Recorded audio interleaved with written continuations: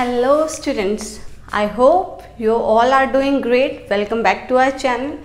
आज के इस वीडियो में हम स्टार्ट करने वाले हैं हमारा नया topic that is your zeros of the polynomial. Last video में हमने स्टार्ट किया था values of polynomial. I hope वो वाली वीडियो आप लोगों ने देख ली होगी. अगर आप लोगों ने नहीं देखी so please pause this video and जाके पहले वो वाली वीडियो चेकआउट कीजिएगा. चलिए जी, अब हम स्टार्ट करते हैं अपने नए topic say that is your zeros of the polynomial. एक बार थोड़ी सी बात मैं बता ही देती हूँ कि वैल्यू ऑफ पॉलिनोमियल में हमने क्या पढ़ा था.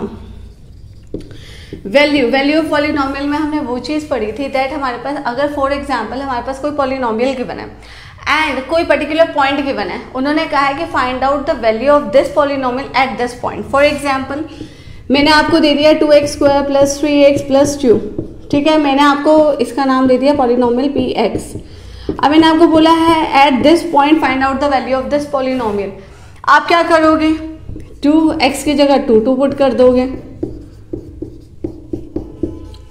तो क्या हो जाएगा 2 × 2 × 4 3 × 6 + 2 कितना आ गया 8 + 6 + 2 means 14 + 2 that is equals to your 16.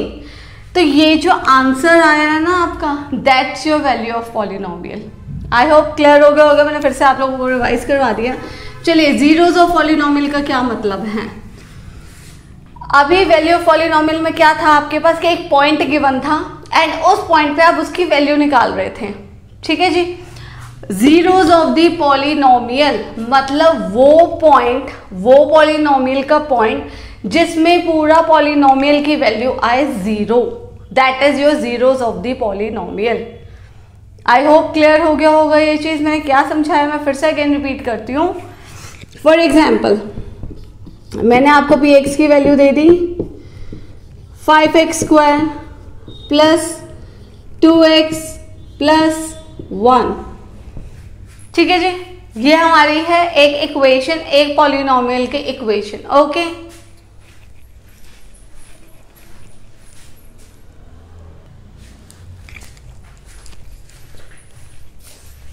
चलिए जी, मैंने थोड़ा सा इक्वेशन में चेंजेस किए हैं जिससे आपको और क्लैरिफाई हो जाए.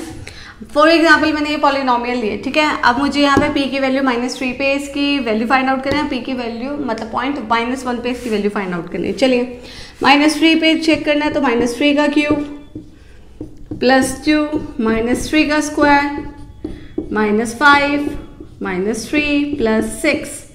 ठीक है, कर दो इसका क्यूब रूट. 3 × 3 = 9 9 × 3 = 27. तो ये हो जाएगा -27 + 2 × 3 का square is 9 minus into minus S plus. ठीक है, minus into minus S plus +15 + 6. चलिए सॉल्व कर लेते हैं. -27 + 18 + 15 + 6 कर लीजिए इसको कैलकुलेट. 18 + 15 is your 33. 33 + 6 इज 39 -27 कितना आ जाएगा ये हमारे पास 12. तो ये हमारे पास आ गए इसकी वैल्यू. ये जो अभी हमने निकाली है that's your value of the polynomial. Now we have to find out at -1. चलिए जी, हम -1 पे भी फाइंड आउट कर लेते हैं. -1 पे क्या हो जाएगा -1 का क्यूब +2 -1 का स्क्वायर -5 इंटू -1 + 6. क्या हो जाएगा -1 का क्यूब कितना आ जाएगा -1 -1 का स्क्वायर कितना आ जाएगा 1 -5 इंटू -1 इज योर +5 + 6 कितना आ गया -1 + 2 + 5 + 6. 6 + 5 इज 11 11 + 2 इज 13. 13 - 1 कितना आया 12. ओके, तो ये तो हमने निकाल दी इसकी वैल्यू. आई होप ये क्लियर हो गया होगा क्वेश्चन आप लोगों को. पॉज कर लीजिए वीडियो एंड नोट डाउन कर लीजिएगा. अब मैं आपको एक क्वेश्चन देती हूँ. ओके, क्वेश्चन क्या है, check whether -2 and 2 are the zero of polynomial x + 2. आपको चेक करना है कि क्या -2 एंड 2 जो है पॉलिनोमियल मतलब इसका 0 होगा कि नहीं होगा. चलो चेक करते हैं. जस्ट आपको क्या करना है, p की वैल्यू -2 पे आप चेक करोगे सबसे पहले, तो क्या हो जाएगा -2 + 2 कैंसिल हो गया, कितना आ गया 0। जिस वैल्यू पे, जिस पॉइंट पे इसकी वैल्यू 0 आए that is your zero of polynomial. ये आपके पास है zero of polynomial. I hope ये क्लियर हो गया होगा।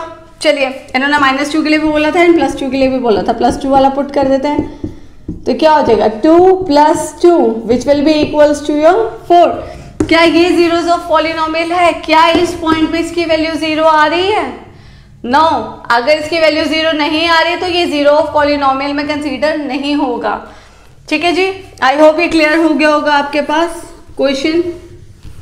अच्छा चलिए नेक्स्ट क्वेश्चन एक और करते हैं।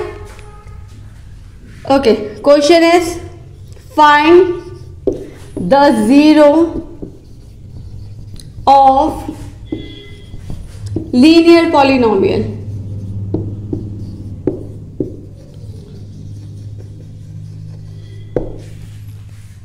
लीनियर पॉलिनोमियल के आपको जीरो निकालना है। अभी यहाँ पे कोई पॉलिनोमियल मैंने नहीं दिया आपको, तो आप क्या करोगे, बैक अपने आप वहां पे चले जाओ जहां पे मैंने लीनियर पॉलिनोमियल का मतलब क्या होता है, विद डिग्री 1, जहां पे हमने क्लासिफिकेशन ऑफ पॉलिनोमियल किया था विद डिग्री 1।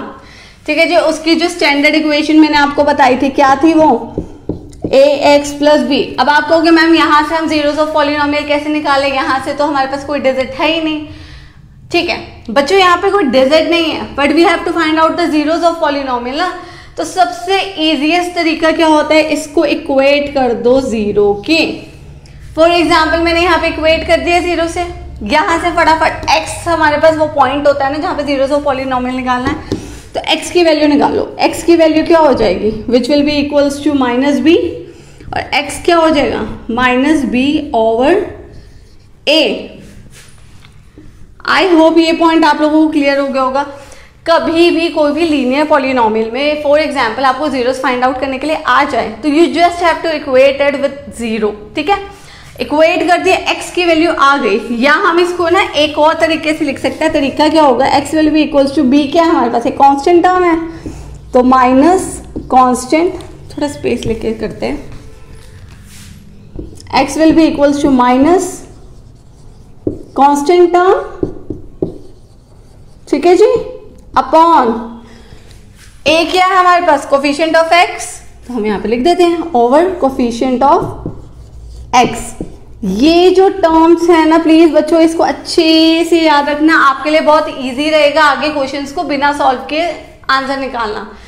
ठीक है, तो किसी भी लीनियर पॉलिनोमियल में फॉर एग्जांपल उन्होंने हमें निकालने के लिए बोला तो आप डायरेक्टली इसका फॉर्मूला यूज कर सकते हो। फॉर्मूला क्या हो जाएगा, माइनस कोई भी कांस्टेंट टर्म है ओवर जो भी कोफिशिएंट ऑफ x आपके पास गिवन होगा। आई होप ये भी वाला क्वेश्चन भी आप लोगों को क्लियर हो गया होगा। अब इसके बाद ना हम फर्दर 2-3 क्वेश्चंस करते हैं जिससे आपको और क्लैरिफाई हो जाएगा।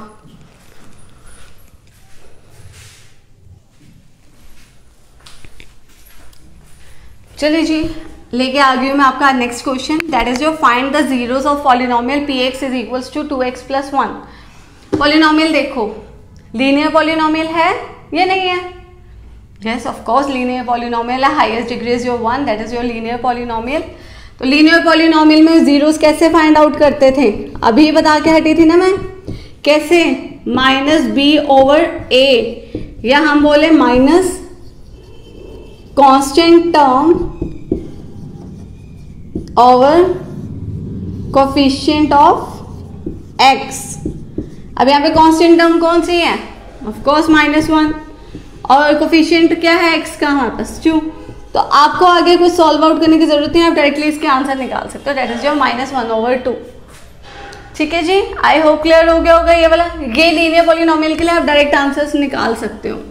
चलिए जी अगले क्वेश्चंस पे आते हैं। अगला क्वेश्चन क्या कह रहा है हमारे पास, वेरीफाई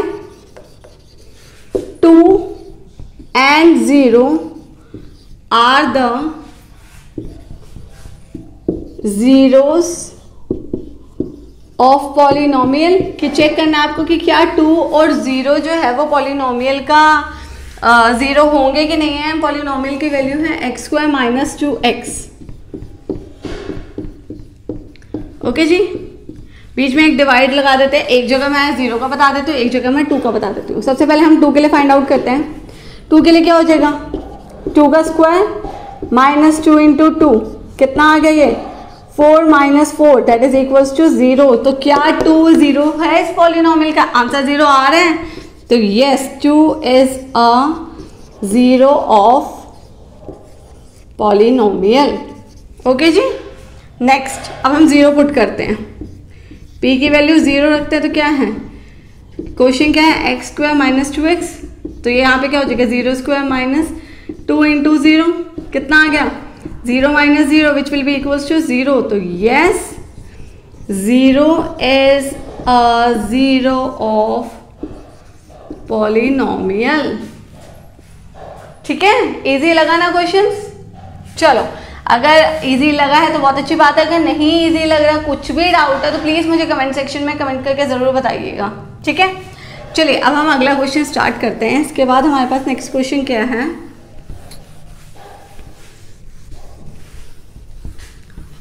देखते हैं नेक्स्ट क्वेश्चन क्या है हमारे पास। चलो अब आपको चेक करना है कि वेदर ये इसका 0 है कि नहीं है। px is equals to 3x plus 1 and आपको at x is equals to -1/3 पे चेक करना है। देखो इसको करने के ना आपके पास 2 मेथड हैं, मैं दोनों मेथड आपको करके बताऊंगी। फर्स्ट मेथड क्या है कि ये लीनियर पॉलिनोमियल मुझे दिख रहा है, मैं इसका डायरेक्टली 0 निकाल सकती हूँ ना।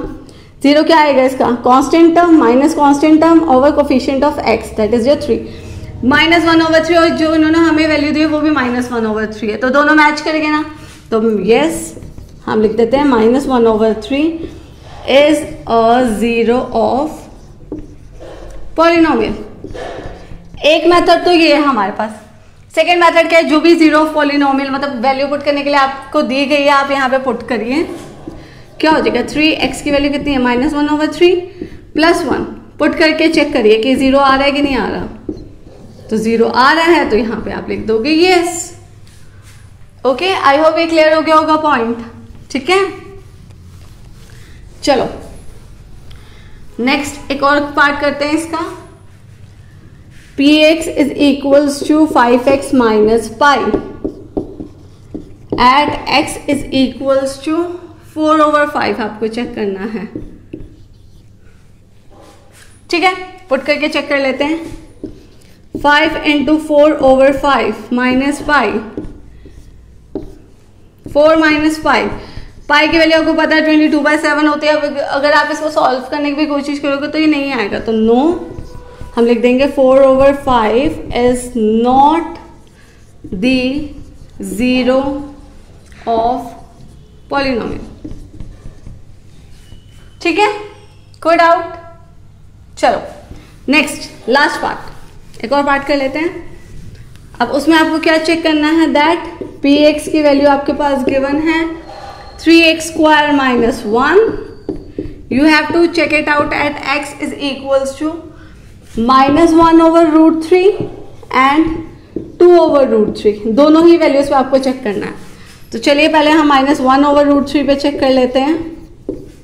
तो 3 -1/√3 का स्क्वायर -1, तो 3 -1 का स्क्वायर कितना हो गया 1, √3 का स्क्वायर कितना हो गया 3 -1 कैंसिल हो गया, 1 - 1 इक्वल हो गया 0। तो क्या आ जाएगा, यस -1/√3 इज 0 ऑफ पॉलिनोमियल।